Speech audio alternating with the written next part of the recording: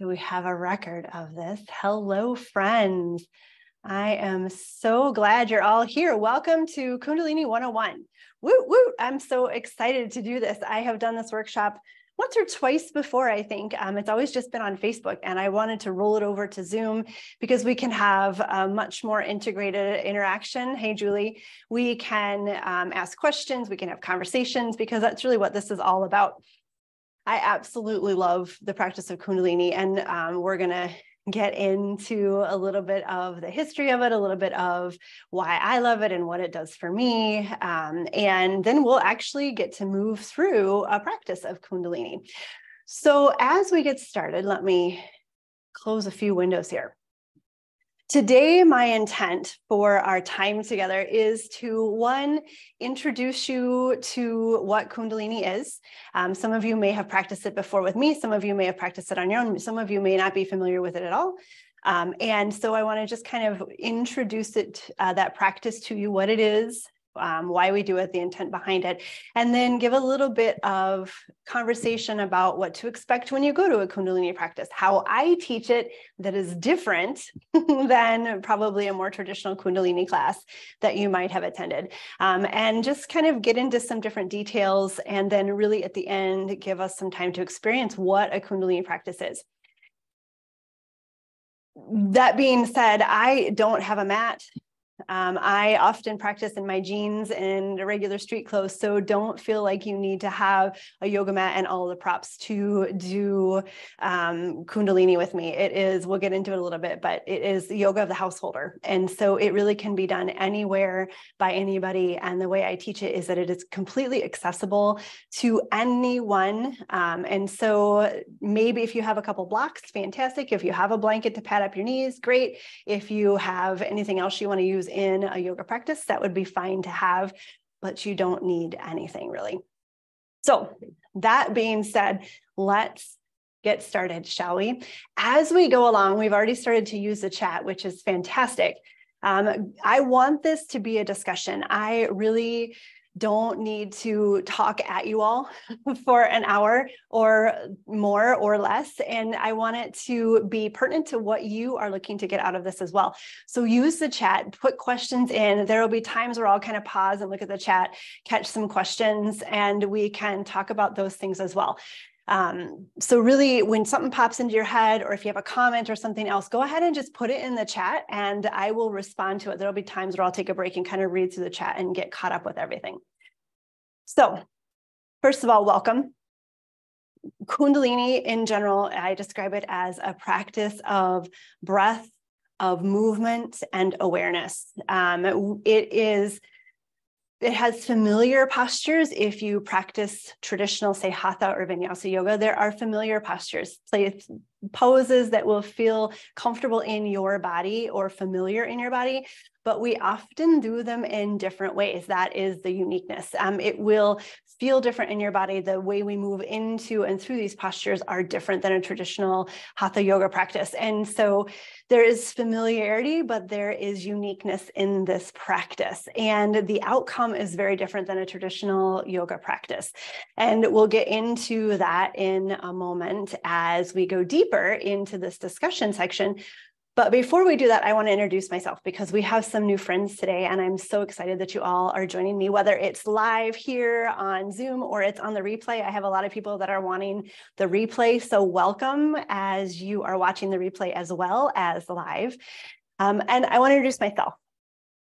So my name is Chris Batzner. I am the owner and director of Central Michigan Kundalini, and I am the creator and curator of the Awakened Yoga Collective, which is an online group that is an ever-growing, vibrant community of like-minded humans where we talk all things yoga, we talk all things manifestation and magic and yoga and intention and everything that goes along with really bringing our lives into one of alignment and awareness. We celebrate the moons, we celebrate the seasons, and we just have some really great discussion. So if you are not part of the Awakened Yoga Collective, I encourage you to find me on Facebook. I can actually put that link in here right now. Let me pull it up here. And just join that community. It's a vibrant group of people that we have discussions, we have events, we have all sorts of different things that go along in that Facebook group. So here, I'll put that link in the chat. There's a Facebook link. So if you want to go over there and join us, fantastic. I have done yoga all of my life. I remember doing yoga as a little girl with my mom in our living room with black and white pictures and books in a book with black and white pictures. Probably some of you know the book I'm talking about. And we would just open the book and do some yoga poses. And I always loved moving my body in that way. And it always felt great to me. I moved away from yoga for a while when I was in high school and college. And once I got my first job, I needed something for my body to help regulate my nervous system and help my body feel better again. And I returned to yoga. It was one of those moments of enlightenment where I thought, wow, how come I forgot about this? It was so amazing. So I really have had yoga all of my life. I am 700-hour plus yoga teacher. I have owned a yoga studio for a very long time. I've taught yoga forever. I train teachers. And so it is really a passion and a major part of my life. About 7 years or so ago, I found Kundalini.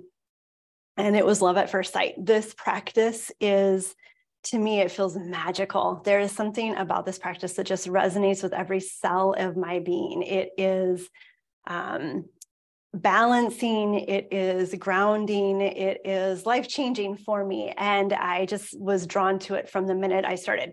Part of it is I used to be a music therapist. That was my job before in my previous life, I always say. And so I am passionate about the power of music to heal and to balance and to impact people and to create connection. And so Kundalini is that combination of both. Of music, because we sing, and sound and vibration is such a vital part of Kundalini. So I combine music, one of my passions, and yoga, another one of my passions, and we get to do it together. And it just absolutely is exactly what my body and my mind and my spirit and my life needs. And so then I decided to train, because I loved it so much. It wasn't enough to just practice. I wanted to start to literally share it with the world. And I trained with Brett Larkin and Guru Singh. And from there, it has been I hit the ground running, and I have just continued to offer this practice in as many ways as I can. Some of you have done some Kundalini with me before. Some of you are new to this practice with me, at least. And I absolutely love it. So that's a little bit about who I am. Let's go along and just kind of dive into, we'll start with some history of Kundalini. And I'll try not to talk too long, because I want to make sure we have time to really get on our mats or move our bodies into this practice. But I think it's important to talk a little bit about the history and what has brought us to this point and where I am in the history of Kundalini and the current state of Kundalini. So again, if you have questions in the chat, go ahead and put them in as we get started. If you have comments or anything that pops into your head that you want to share with the group, feel free to put it in the chat as well, and I will check that periodically. So Kundalini began in ancient times, thousands of years ago. It is an ancient practice. It is a practice that developed along with the other limbs of yoga. So it began in a shamanic tradition, which is a little bit different. So the shamanic tradition is a lineage that didn't use plant medicine, but instead it used postural medicine. And that's really important to understand the impact of Kundalini. It used postural medicine instead of plant-based medicine. So things like Tai Chi or Qigong, Kundalini, all of those practices understand the energetics of the body and how movement and angles impact the balance and the health of the body. So originally, Kundalini was just simply a science, not simply, but it was a science of energy and spiritual philosophy. The physical practice came along after it began. So it was added into, because they understood that moving our bodies in certain ways in creating certain angles, putting pressure on different glands and organs, increased circulation and blood flow, and changed and impacted our physical body as well as our energetic and emotional bodies. So it's a really interesting tradition, and the lineage came about. And the thing to remember is that the focus of it is really, postural medicine is a really great description of it. Our poses in Kundalini are prescribed. I say that they are prescribed. So as I was being taught Kundalini, as I was learning Kundalini, it was, oh, this is what you're looking to accomplish.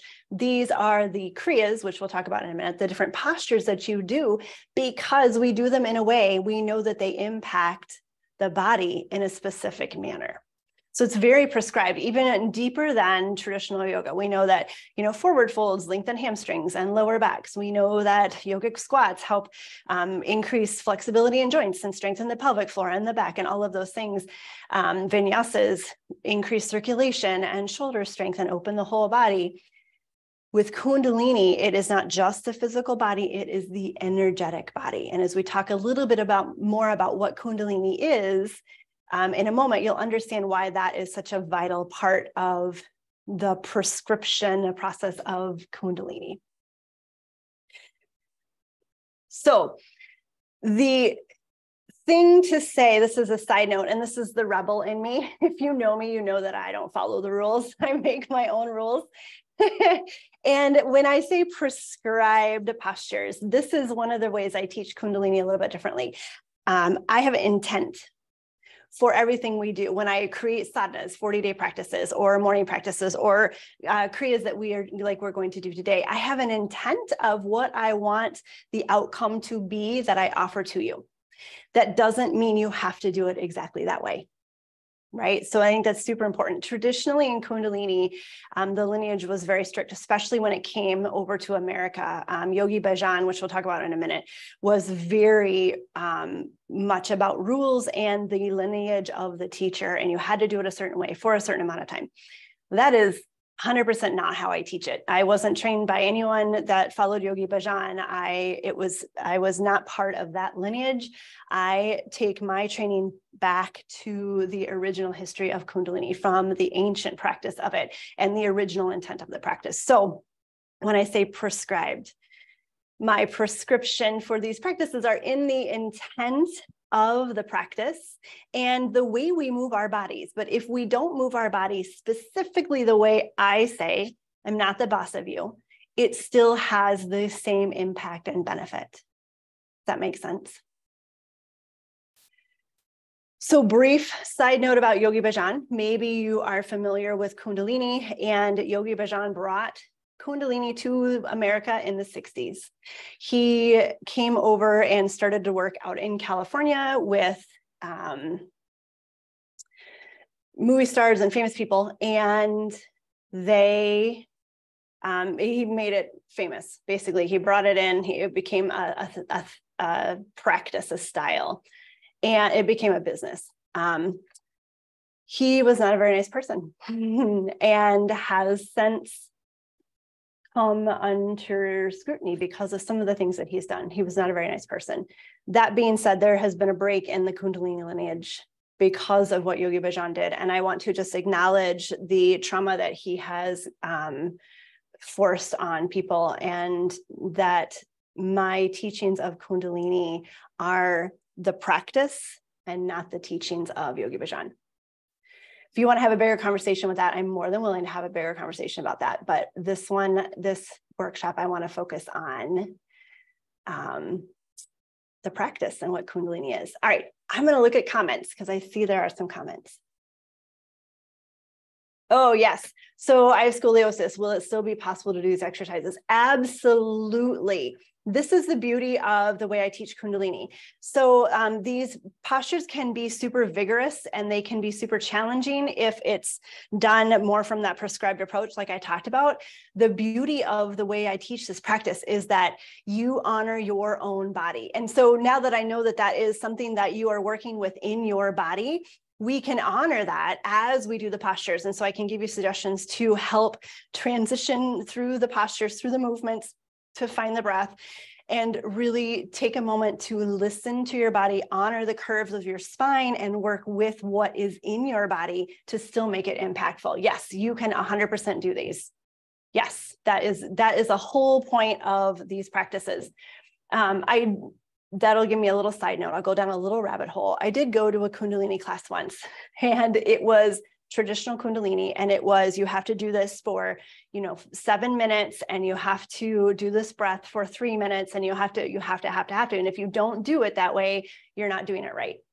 And that just is not me. It doesn't resonate with me. And I couldn't do all of the things for the amount of time. And so I left feeling like I failed at the practice. And I'd never had that experience before. And so my intent when I started to teach Kundalini is to make sure nobody ever has that experience, because I was fortunate that both of my teachers, Brett Larkin and Guru Singh, really taught from a place of accessibility and inclusion so that everyone can get that benefit of this practice. Everyone can. It doesn't matter whether you are in a chair the whole time. It doesn't matter whether you only move one side of your body or you choose to just watch and breathe with us. Like, everybody gets the benefit of this practice. And I really am grateful that I have that teaching and that ability to kind of break the rules and do the way I want so everyone can experience it. Okay, so let's go ahead and talk a little bit about some terms, right? Kundalini. What even is that? Kundalini is a seed of energy, energy is the best word, that sits at the base of the body. So if we break that word down, kunda means coil, lini means line or nerve. So we have this coiled line of energy, this coiled nerve of energy. And traditionally, Kundalini was seen as a serpent, right? Which is a feminine symbol of fertility. We can go into all of that. Again, there's another workshop. Kundalini is a divine feminine practice, which is really what I'm all about. And so when we think about that Kundalini coil of strength and power sitting at the base of our spine, the Kundalini practice charges up that energy, uncurls that coil, that line, that nerve, and lets it rise through our body. So that Kundalini, that coil, is sometimes dormant within us. And we practice Kundalini yoga to awaken that energy, that dormant feminine energy, that fluidity, that expressiveness, that power of the divine feminine, to bring it back into our existence, into our body. We think about the Kundalini rising, which is a phrase you'll probably hear, through our Sushumna, which is the primary channel of our body. And lo and behold, it runs parallel to our spine through all of our chakras. And so if we do energy work, we understand that we are more balanced when we have our chakras open and aligned. And so that Kundalini energy rises through those chakras and brings balance and awareness, awakening to each one of those chakras so they become balanced, and we become more in tune and more aware of our world, of our environment, of our expressiveness, of ourself, et cetera, et cetera, et cetera. And the Sushumna is connected also to the gut, the lungs, the heart, the brain. The vagus nerve is a big part of what we do. We create a loop with our Kundalini practice of that Kundalini energy rising through the Sushumna, through all of those organs and those chakra centers, out through the crown of our head, and then flows back through the vagus nerve. And so we create this cycle of energy rising and releasing, to bring regulation to our body and stimulate that vagus nerve, which we know nowadays there's so much study with the vagus nerve, right? That's that parasympathetic nervous system. It regulates our fight or flight. It calms our fight or flight and regulates our body so that we are at rest and more open and aware. Again, a whole nother workshop. Oh my goodness, all these ideas that I could start to talk about. So overall, we want to get our energy moving in a specific way to bring openness, to bring awareness and regulation to our body. And so we can define Kundalini awakening as growth into which that has not yet been. And I like to think about it as not necessarily growing into that which has not been yet, but returning to that native state of joy, that childlike awareness of curiosity and imagination. Because we are all, joy is inherent in our nature. And Kundalini brings us back to that awareness that joy resides within us and gives us space to notice things differently and to become curious. And I love that. And so that's really how I define that Kundalini awakening. And that's what I appreciate most about this practice. Okay. Any questions? Any comments? Good. I'm glad that that helped you with that. All right. Tell me how you're feeling about this. This can be kind of woo if you've not done Kundalini before.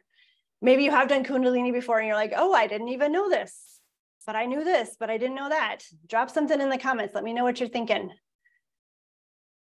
Let me know how it's resonating.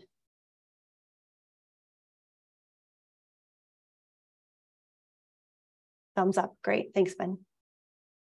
Oh, good. I'm glad. Dr. B, I'm glad you're loving this. Yeah, this is my intent is to really kind of give an overview. And I will say, if you want more detail, reach out to me. I do private sessions. I do private mentorships. And at the end, I'm going to talk about my sadhana, my 40-day sadhana. And so that's an opportunity to practice with me for an extended period of time. And so it's a really great way to kind of get to know the practice a little bit more. We don't have a lot of time to talk about specifics right now. And so if you want to get more specifics, message me and I will give you information on my 40-day sadhana.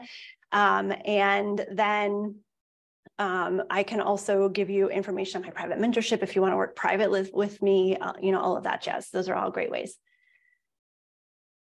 Oh, good. I love the feedback. Thanks, friends. Didn't know anything about this before. Yes.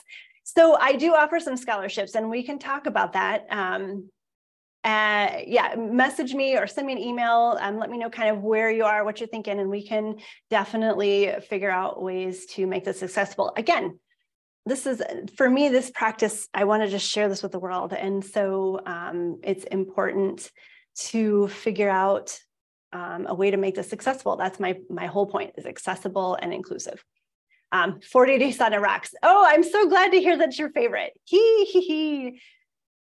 Yeah, and Chris, yeah, the poses are very specific per person, and we each respond a little bit differently because each of our energies is different, right? We come from a different background, we come from a different experience, we have different anatomy and alignment and energetics in general. And so yes, this practice is different for each one of us. And that's the other cool thing is like, I can have that intent and offer you this practice, but each one of us will get something different out of it. Each one of us will get exactly what we need out of this practice. It's magic.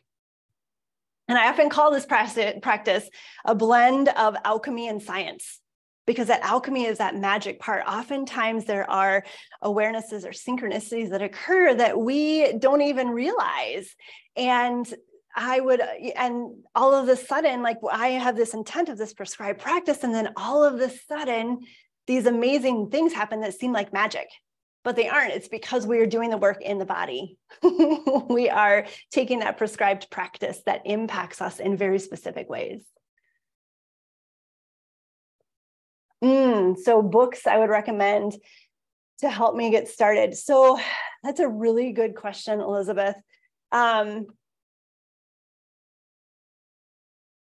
general, they aren't necessarily Kundalini books. Let me go to my bookshelf and grab one. I think I have it. I might have loaned it out. I have two books that I would recommend you starting with. One is Yoga for Your Type, and I'll put this in the chat. And this is an Ayurvedic-based yoga book. And so this actually, Ayurveda and Kundalini are deeply intertwined. Ayurveda is Eastern medicine. It is the understanding that everything in our environment we ingest And when we ingest, we have to digest and express. And Kundalini works very closely with those principles as well. And it's by David Frawley. Let me write it out. Yoga for Your Type by David Frawley. And then the other one is Yoga, Mind, Body, and Spirit by Donna Farhi. And this isn't necessarily, again, a Kundalini book, but it talks about poses and energetics and breath. So it's very similar to the principles that we follow in Kundalini and we build our practices upon. And I just love Donna Farhi. Yoga, Mind, Body, and Spirit by Donna Farhi. So those are the two places I would start, Elizabeth. Those are both really, really great books. Kundalini wise, I have a book I just got. I haven't read it yet, so I don't want to recommend it because I'm not sure whether it is recommendable or not yet. I plan on reading it in the summer and I can get back to you. All right. So some things to know for today. We will be doing the Krya for awakening. And what is a Krya? Krya is simply defined as complete sets of movement. This practice is all about bringing alignment and awareness to the body, right? Kundalini is a practice of breath, of movement, and awareness. And so a Krya is a complete set of movement because the movements we do bring balance into the body and align the whole body. Just like a yoga practice can focus on a full body stretch, Kundalini, these Kriyas, these movements focus on the whole body. It brings balance to everything. We will be breathing, we will be moving, and we will be singing. So again, I don't want to spend too much time talking about this. We can go into detail as you work more with me. Kundalini is, again, that prescription of pressure, friction, tension, stress. Vibration is all of that. And vibration impacts the vibration of our own body. We are all vibrating beings. Everything around us vibrates. And what is sound but vibration? So with Kundalini, of course we make sound with our bodies. Of course we use our vocal cords to harness that vibration of ourselves. Of course we sing and use our body as the resonance chamber that it is meant to be. So we will sing, and you don't have to sing. You can always just listen. Everyone thinks they can't sing. Everyone can sing. I always said as a music therapist, if you can make sound, you can sing. If you can make noise with your voice, you can sing. And it's true. Everyone can sing. If you can talk, you can sing. But you can always just listen if you want to instead. So we will be chanting. I like to call it singing. Sometimes when I say we're chanting, people have different connotations to what we're doing, but we are simply using our voice. We are vibrating. We will use our breath. We will do specific breathing techniques because breath is also called pranayama. Breath, prana, is life force. Breath is life. If we are working in a practice that is harnessing that divine feminine energy that is latent and dormant in us, and we want to rise it up, what better way to do that than with our breath? And so we'll be breathing. Today we get to do breath of fire, which is a strong diaphragmatic pulsing breath. It is an exhale and a reflexive inhale through the nose. It sounds like this. There is always an inhale after the exhale. That's the question I get asked most of the time. Is it exhale, exhale, exhale, exhale till I can't anymore and then I inhale? Nope. It is exhale, inhale, exhale, inhale, exhale, inhale, exhale, inhale. And the cool part about that breath is that there'll be a point where your monkey mind will say, oh my gosh, you have to take a breath because it's not going to work anymore. We're going to die. Ask the question, what if? Like, this is a practice of awareness. What if I do it once more? The answer may be, nope, you're done. Great, be done, take a breath. Maybe you realize as you're asking that question that you're continuing to go, and a switch flips in your body. Your unconscious, your body mind starts to regulate your breath. And that is exactly what we are looking for in this practice. Our monkey mind so often is in charge. Out, in, out, in, out, in, out, in. But it can only do that for so long. And then all of a sudden it stops working. It starts to panic, but the body takes over because the body knows how to take care of things. We just get in our own way. That is the perfect example of what this whole practice is all about. Absolutely love it.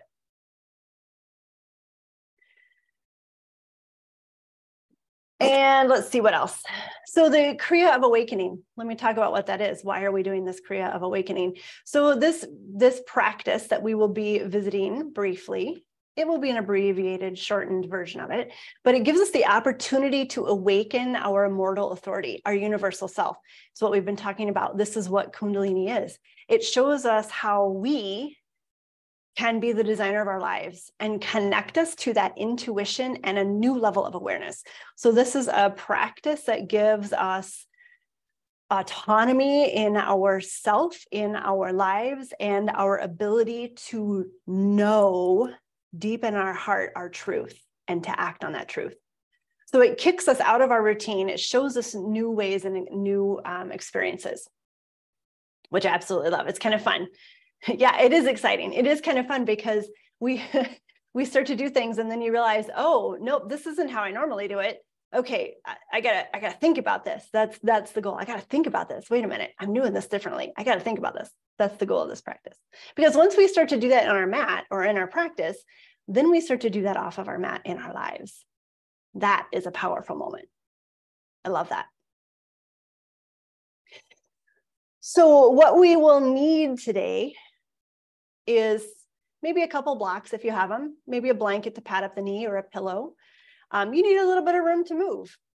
That's about it. I do have a couple blocks. If you don't have blocks, water bottles work. And if you don't have anything, I can show you how to do it without any props. Because again, Kundalini is yoga of the householder. That means that any of us can do this at any time. It is accessible. It is inclusive. It is a full body balance, no matter what or where we are. And so grab props, blocks or props as you need them, but know that it's okay if you don't have any. And again, this is how I teach Kundalini differently than the more traditional practices. More traditional practices have you doing things specifically in a specific way, a very specific way for a very specific amount of time. We do incorporate the time factor, but we have the ability to rest when we need to. And I really encourage you to listen to your body and do what feels best to your body. The intent is there. That is what is most important. The breath is there. That is what's most important. Everything else is important, but is adaptable. And I just want to remind you with that. So our mantra that we will do today, Om Ganapate. I can't say it as I type it really slow. Namaha. Om Gam Ganapate Namaha. Om Gam Ganapate Namaha. Om Gam Ganapate Namaha. And I will sing it with you. You can listen. We'll just repeat it over and over as we're done. So this is a beautiful practice that is really calming and grounding. And again, authenticates that self, that autonomous self, the higher power self, connects to the universe, calling to our higher power. Is kind of how I describe that. And we will do Shavasana. There will be Shavasana. Don't worry. Okay, I think that's all of the talking I want to do today. There's a lot there. You will all get the replay, so you can watch this again. You can practice again. You can see what you think of this practice over a couple of days, over a little bit of time. And I would love to have your feedback, right? So any last questions before we move to our practice? Put them in the comments section in the chat. Any comments, any last thoughts that you want to share?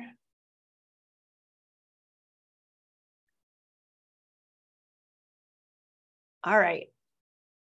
Let's go ahead and come to our mat. Let's settle in.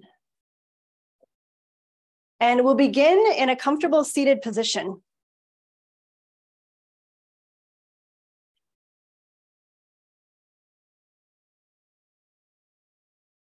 Let our eyes close. Let our body regulate. Oh yeah, Ganesha, man, Ganesha, that remover of obstacles, that little big trickster elephant, right? Good old Ganesh. All right, so settle in.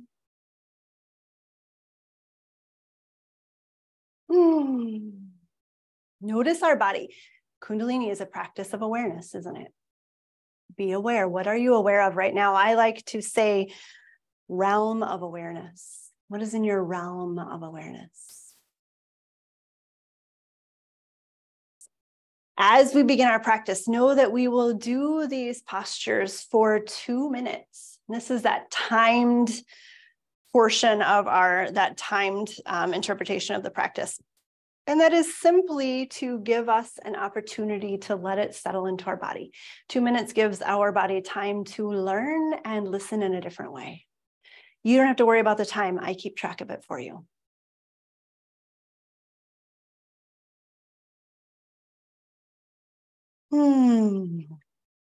Good. Let's take our hands together in front of us, palms rubbing against each other, creating a little bit of heat, a little bit of friction.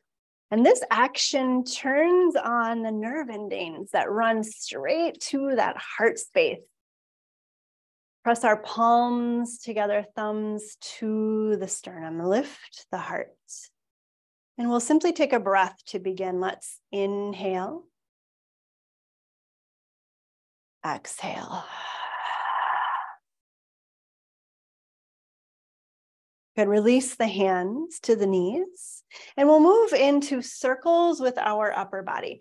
So we call this Sufi grind. And so very often, Sufi grind is how we start our practices.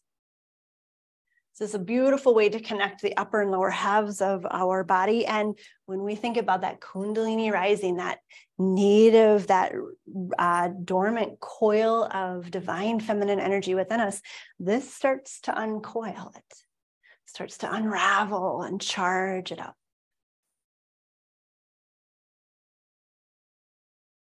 Inhaling as we circle forward. Exhaling as we circle back.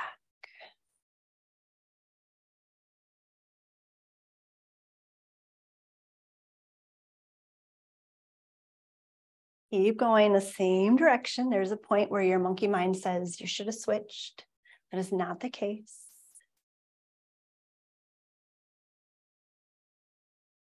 And now we get to go the opposite direction, still following the breath, inhaling to circle forward, exhaling to circle back. Eyes can remain closed so we can really feel this motion. Or maybe our gaze is soft if we aren't comfortable closing our eyes, that's fine. And these circles can be big or little. We can do them with our head instead of our body. Again, you find what feels best for your body.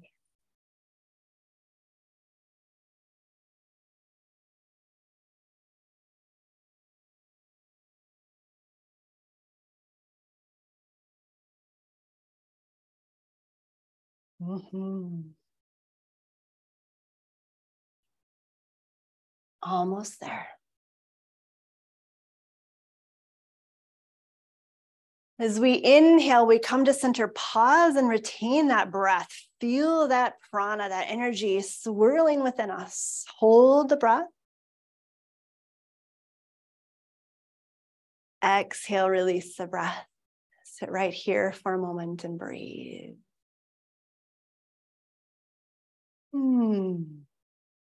Beautiful. For this next one, I like to come onto my knees and I will tuck a blanket underneath my hips or a block. Now, another option would be to sit in a chair. You can do this seated on a chair. That's a great place too. If you want to stay cross-legged, you can do that as well. So again, find the place that feels good to you. And then we sit nice and tall. So we're moving into our breath of fire. And often this is called the ego eradicator when we traditionally do breath of fire. I don't like that description. It is a reprogrammer. Remember how I talked about this Krya is about showing us new ways of doing things. So this breath of fire is showing us a new way to regulate our breath and to reoxygenate our organs and blood. So let go of that ego eradicator. We're going to call this our ego reprogrammer. Option to just have our hands on our knees. Option to go a little deeper with our hands overhead, thumbs up, thumbs pointing towards each other. Now remember, we do this for 2 minutes. So maybe we do this for a few moments and we're done. Maybe we hold our Agni mudra, that fire mudra at our hearts. Maybe we have our hands on our thighs. You decide. Go ahead and take your arms down for a minute if they're up already, because I want to go through breath of fire. Yeah, Julie. So breath of fire is that diaphragmatic pulsing breath. It's the strong exhale with a reflexive inhale. And we just keep going and going and going. 2 minutes. Rest when you need to. Okay, so let's find the placement of our hands, whether it's arms overhead, whether it's hands at heart, palms on our knees, and we'll take a breath in and out. Inhale to begin breath of fire.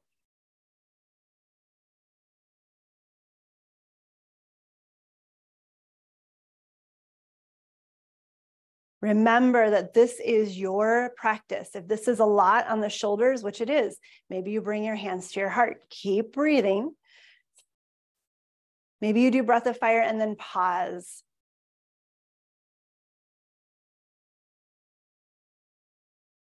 Soften the jaw. Soften the shoulders. Let go of the ego that tells us we have to do it. We should do it. We must do it. Listen to the body. The body is intelligent in and of its own.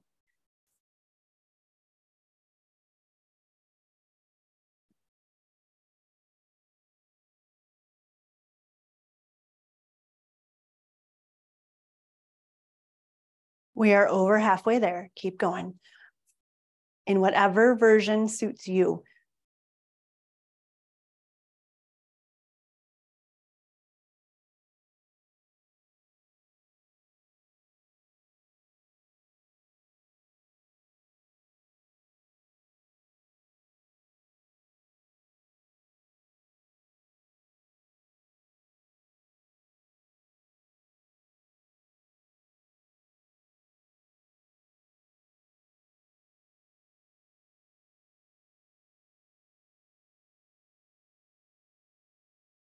Almost there. Rest when you need to.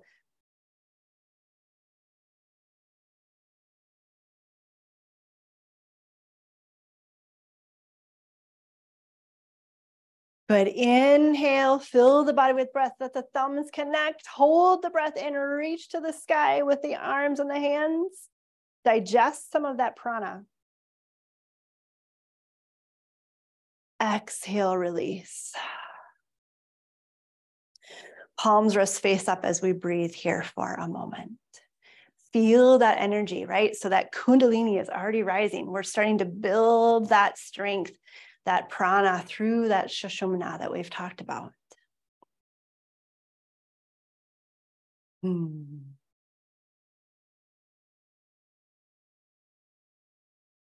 Beautiful. Let's come to hands and knees. So I like to pat up my knees. If this doesn't work, hands and knees isn't comfortable for you, Seated would be great, and you'll just do arms, or, well, I guess you could do both. You could figure out a way to do both arms and legs. Option to always stay on hands and knees and do one or the other, arms or knees or legs. So all fours, and that'll make sense in a minute when I show you what we're doing, right? Right arm comes forward, fingertips to the earth. Left leg comes back, toes to the mat. As we're here, so it's opposite hand and foot, we exhale, just slow and gently through the nose. As we inhale, we lift the hand and foot, or the hand or the foot. Exhale down.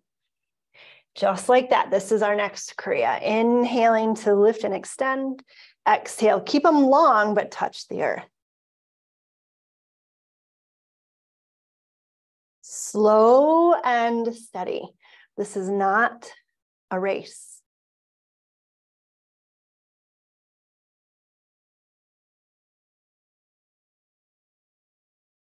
Feel the belly engage. Follow the breath.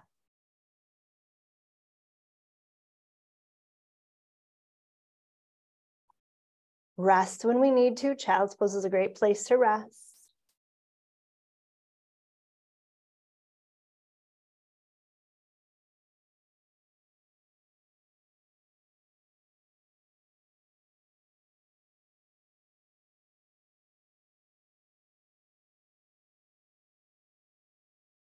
Last one. On the inhale, we lift and release to all fours.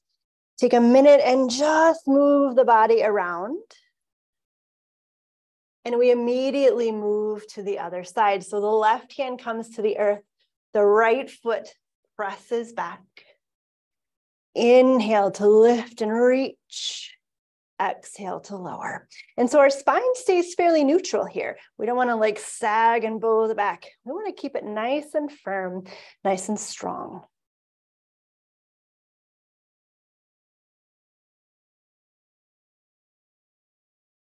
This cross midline movement is super important to our body and our brain. It brings both sides together, that left and right, that sun and moon,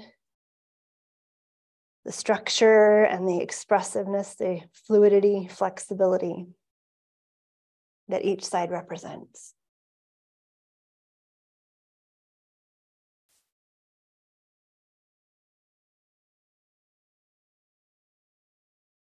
Last one. And then we release to all fours. This time we'll take our knees nice and wide and settle back into child's pose. If child's pose doesn't feel good on your body, seated forward folds are great as well.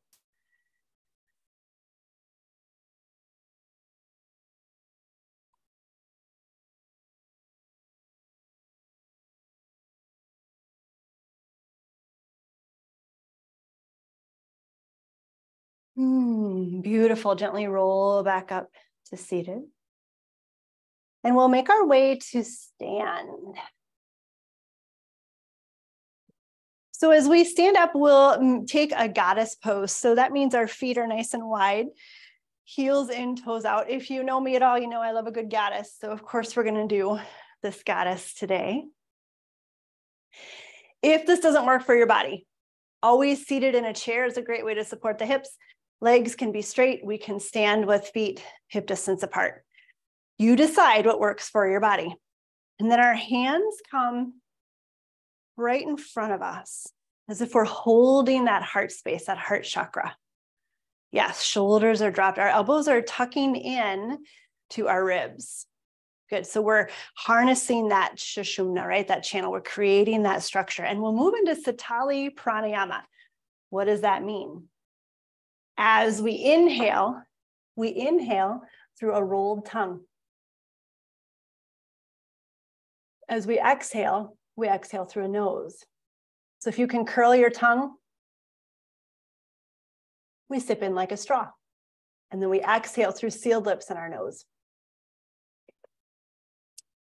If you don't roll your tongue, took me 40 years, tips of the teeth come together. Yeah, Ben, right. I can't do it. It took me 45 years to figure out how to do it. Tips of the teeth come together with the lips wide. And exhale through the nose. Yep. So you decide. Tips of the teeth or rolled tongue. Yeah, lessen the knee strain is sitting on a chair, Elizabeth, or keeping the legs straight. Those would be two ways I would instantly change to make goddess pose more accessible.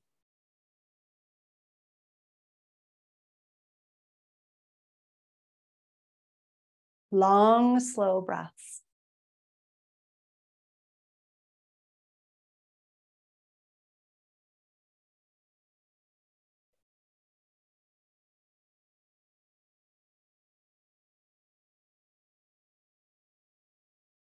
I like to imagine that I'm breathing into that space between my hands, spinning that heart chakra, getting it stronger and stronger with my breath, with my life force.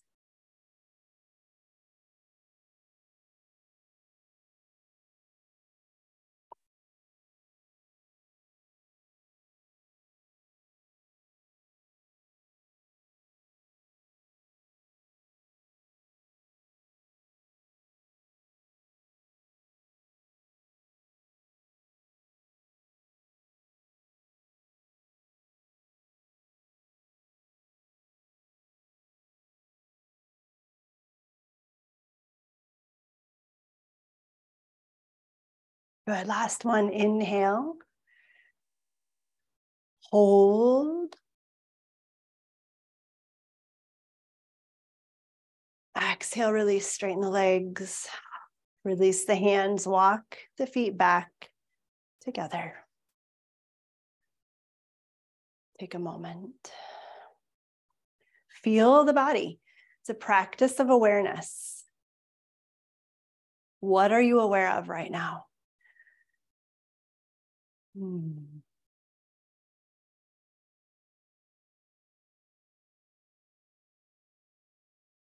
Lovely. Let's make our way back to seated now. I guess I'm going to sit on my blanket. So coming back to seated, we'll take our legs out long in front of us.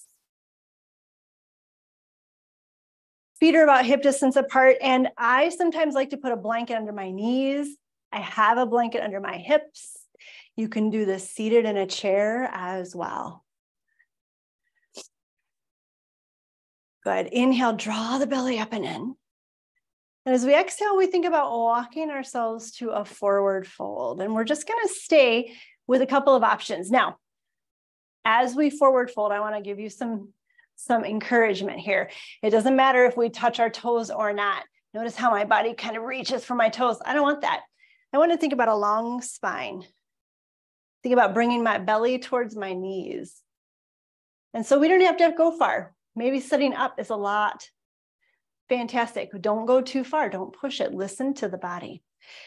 If this is a lot, I encourage you to slowly move forward with the breath and back.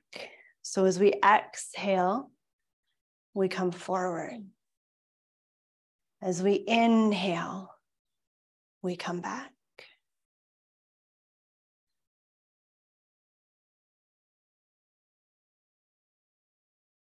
You find your option that works best for your body.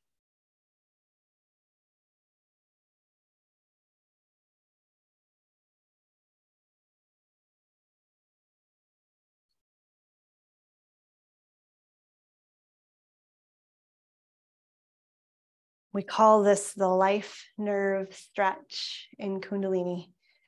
And I like to think about it when we make a sandwich, a peanut butter and jelly sandwich, and then you squish it all together so the peanut butter and the jelly gets mixed. That's what we're doing right now. All of this energy we've built, all of the movements we've done, now we get to squish it all into the parts and places that it wants to belong.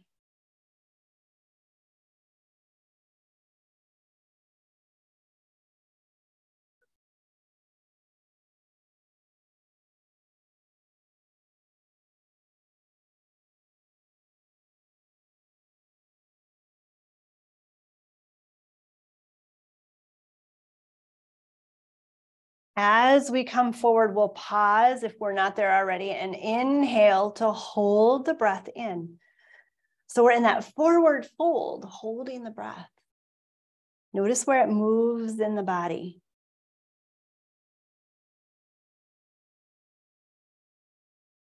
As we exhale, release the breath and lift back to seated.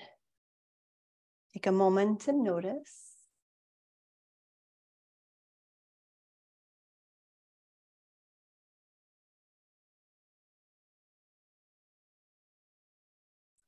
And our final posture of this Kriya, this abbreviated life Kriya of awakening, is Baddha Konasana. So the soles of our feet come together with our knees opening, and I like to take blocks in front of me for my forearms to rest on. Now, this is a lot, okay? So maybe this isn't what you want to do. You can do legs wide in a straddle with the forearms on the seat of a chair or a bench. Like if I brought my bench over, it'd be just about right for my forearms to sit. I would like, the intent of this posture is to have opening in the inner thighs with our forearms grounded on something. So there's your puzzle to put the pieces together. Yeah, perfect. And maybe we have blocks under our arms with our legs in a straddle. You decide what feels best for you. And we just forward fold, thumbs come up. So we're back into this Agni Mudra, this fire mudra. Yep, listening to the body, finding a place that feels good. And then we tuck our chin just slightly. And long, slow breaths right here.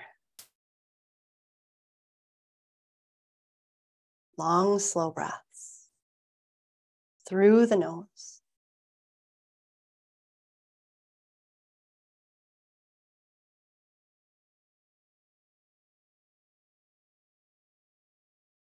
Eyes can close or our gaze can soften.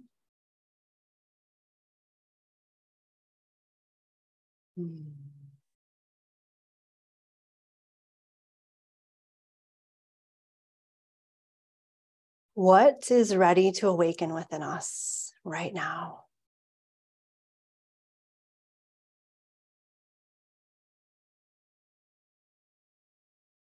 What are we awakening to that is already in existence that we just weren't seeing?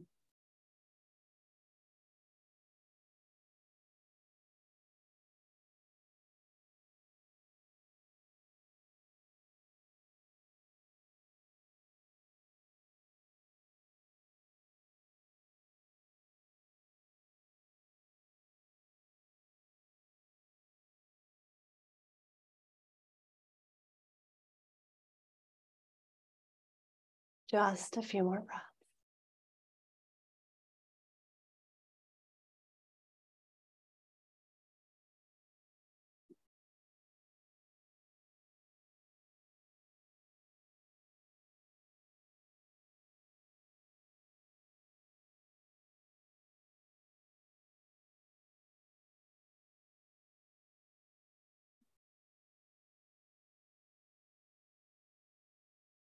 On the next inhale, fill the body with breath. Pause.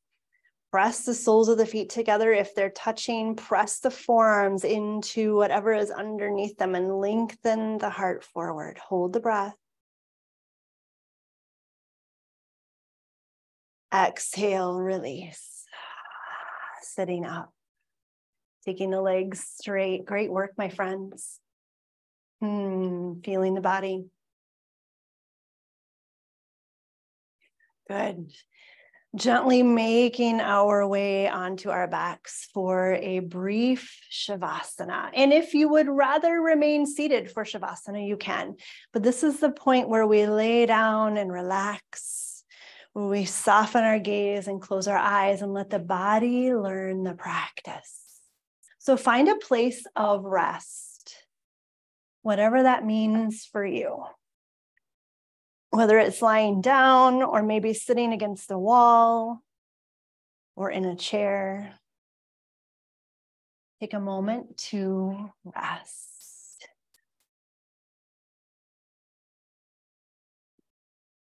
Close the eyes.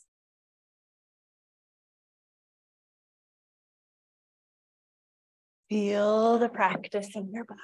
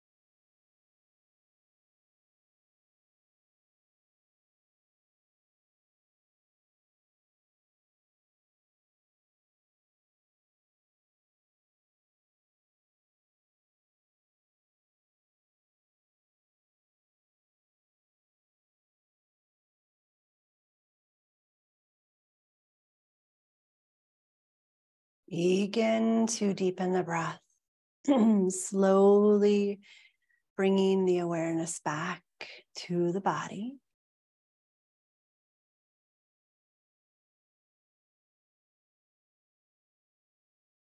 Take a moment in stillness and notice what you are aware of.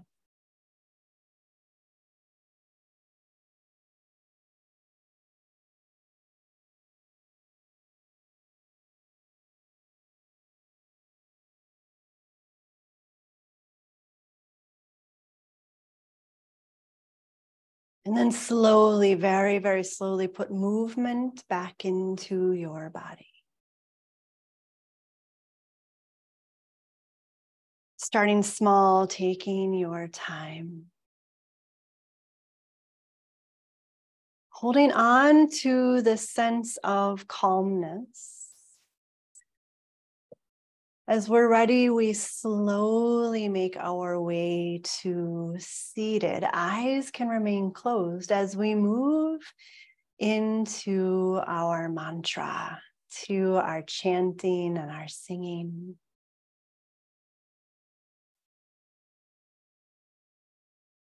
Once we make our way to seated, we'll find our Agni Mudra again. So thumbs up. Left hand on top of the right. I kind of wrapped my fingers around that thumb and then it sits at our heart space. So this is fire, this transformational mudra, transforming and burning through that which no longer serves us. moving through those obstacles that Ganesh puts there and helps us move, right? Ganesha, gotta love him. We'll move into our mantra, Om Gam Ganapate Namaha. And we just chant it over and over. We'll do it for 1 minute. Normally we do it for 2, but we'll do it for 1 minute today. Feel free to listen or join in as it suits you. Let's take a full breath before we begin. Let's inhale and exhale. Inhale to begin. Om Gam Ganapate Namaha. Om Gam Ganapate Namaha. Om Gam Ganapate Namaha.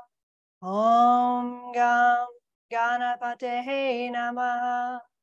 Om Gam Ganapate Namaha. Om Gam Ganapate Namaha. Om Gam Ganapate Namaha. Om Gam Ganapate Namaha. Om Gam Ganapate Namaha. Om Gam Ganapate Namaha. Om Gam Ganapate Namaha. Om Gam Ganapate Namaha. Om Gam Ganapate Namaha. Om Gam Ganapate Namaha. Inhale. Exhale. Release that mudra. And we'll bring our hands together as we pause in that resonance of our own voice, the power of vibration and resonance.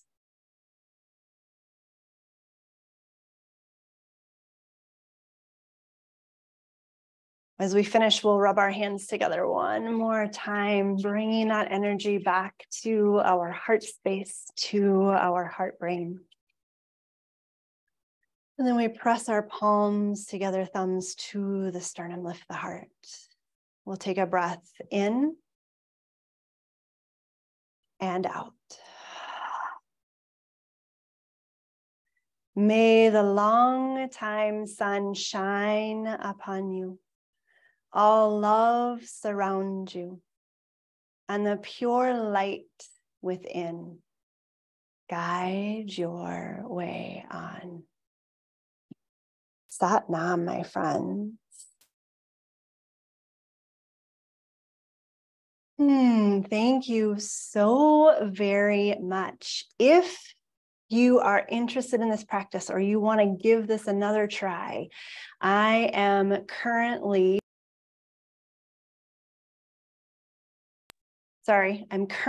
running my summer sadhana, which is a 40-day practice. This is daily sadhana, daily kriyas in the morning. And this practice, I've expanded a little bit more, Kriya of Awakening, as a full 45-minute kriya.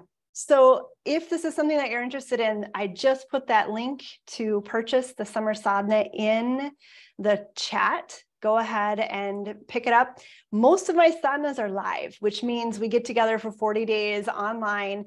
This one is all pre-recorded. So it gives you the opportunity to taste it, to play with it, to try it on your own terms, on your own time. It's a really great way to kind of see what this is all about without having that self-guilt of, ooh, I didn't show up to class today, and ooh, I didn't do that today. This is totally free of any strings attached.